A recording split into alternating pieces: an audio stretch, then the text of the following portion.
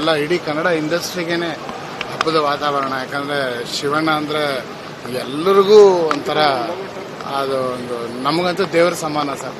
ಯಾಕಂದರೆ ನಮ್ಮ ಸಿನಿಮಾಗೆ ಅಷ್ಟು ಒಂದು ಗಾಡ್ ಫಾದರ್ ಥರ ನಿಂತಿದ್ದಾರೆ ಸಿನಿಮಾದಲ್ಲಿ, ಆ ಸಪೋರ್ಟಾಗಿ ಇಡೀ ತಂಡದ ಹಿಂದೆ. ಸೊ ಖಂಡಿತವಲ್ಲೂ ಶಿವಣ್ಣ ಅವ್ರನ್ನ ವೆಲ್ಕಮ್ ಮಾಡ್ಕೊಳ್ಳೋಕ್ಕೆ ಅಣ್ಣ ಕೂಡ ಬಂದಿದ್ದೀವಿ ನಾವಿಬ್ಬರೂ. ಯಾಕಂದರೆ ಹಾಗೆ ಬಿಡೋಕ್ಕೆ ಸಾಧ್ಯನೇ ಇಲ್ಲ. ಅವ್ರು ನಮಗೆ ತೋರಿಸಿರೋ ಪ್ರೀತಿಗಳಿಗೆ ನಾವು ಏನೇ ಮಾಡಿದ್ರೂ ಕಮ್ಮಿನೇ.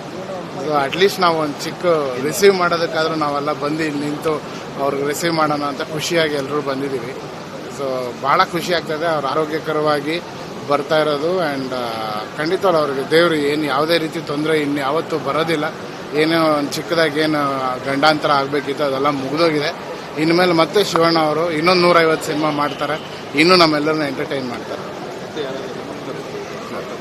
ನಮ್ಮ ತಂಡದಿಂದ ಅಣ್ಣ ಬಂದಿದ್ದೀವಿ, ನಾವಿಬ್ಬರು ಬಂದಿದ್ದೀವಿ. ಎಲ್ಲ ಇಡೀ ಕನ್ನಡ ಇಂಡಸ್ಟ್ರಿಗೇನೆ ಹಬ್ಬದ ವಾತಾವರಣ. ಯಾಕಂದರೆ ಶಿವಣ್ಣ ಅಂದರೆ ಎಲ್ಲರಿಗೂ ಒಂಥರ ಅದು ಒಂದು ನಮಗಂತೂ ದೇವರ ಸಮಾನ ಸರ್. ಯಾಕಂದರೆ ನಮ್ಮ ಸಿನಿಮಾಗೆ ಅಷ್ಟು ಒಂದು ಗಾಡ್ ಫಾದರ್ ಥರ ನಿಂತಿದ್ದಾರೆ ಸಿನಿಮಾದಲ್ಲಿ, ಆ ಸಪೋರ್ಟಾಗಿ ಇಡೀ ತಂಡದ ಹಿಂದೆ.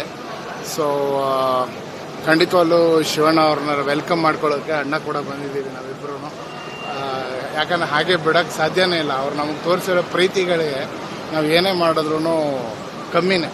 ಸೊ ಅಟ್ಲೀಸ್ಟ್ ನಾವು ಒಂದು ಚಿಕ್ಕ ರಿಸೀವ್ ಮಾಡೋದಕ್ಕಾದ್ರೂ ನಾವೆಲ್ಲ ಬಂದು ಇಲ್ಲಿ ನಿಂತು ಅವ್ರಿಗೆ ರಿಸೀವ್ ಮಾಡೋಣ ಅಂತ ಖುಷಿಯಾಗಿ ಎಲ್ಲರೂ ಬಂದಿದ್ದೀವಿ. ಸೊ ಭಾಳ ಖುಷಿ ಆಗ್ತದೆ ಅವ್ರು ಆರೋಗ್ಯಕರವಾಗಿ ಬರ್ತಾ ಇರೋದು. ಆ್ಯಂಡ್ ಖಂಡಿತವಲ್ಲ ಅವ್ರಿಗೆ ದೇವರು ಏನು ಯಾವುದೇ ರೀತಿ ತೊಂದರೆ ಇನ್ನು ಯಾವತ್ತೂ ಬರೋದಿಲ್ಲ. ಏನೋ ಒಂದು ಚಿಕ್ಕದಾಗಿ ಏನು ಗಂಡಾಂತರ ಆಗಬೇಕಿತ್ತು ಅದೆಲ್ಲ ಮುಗಿದೋಗಿದೆ. ಇನ್ಮೇಲೆ ಮತ್ತೆ ಶಿವಣ್ಣ ಅವರು ಇನ್ನೊಂದು 150 ಸಿನಿಮಾ ಮಾಡ್ತಾರೆ, ಇನ್ನೂ ನಮ್ಮೆಲ್ಲರನ್ನ ಎಂಟರ್ಟೈನ್ ಮಾಡ್ತಾರೆ. ನಮ್ಮ ತಂಡದಿಂದ ಅಣ್ಣ ಬಂದಿದ್ದೀವಿ, ನಾವಿಬ್ಬರು ಬಂದಿದ್ದೀವಿ.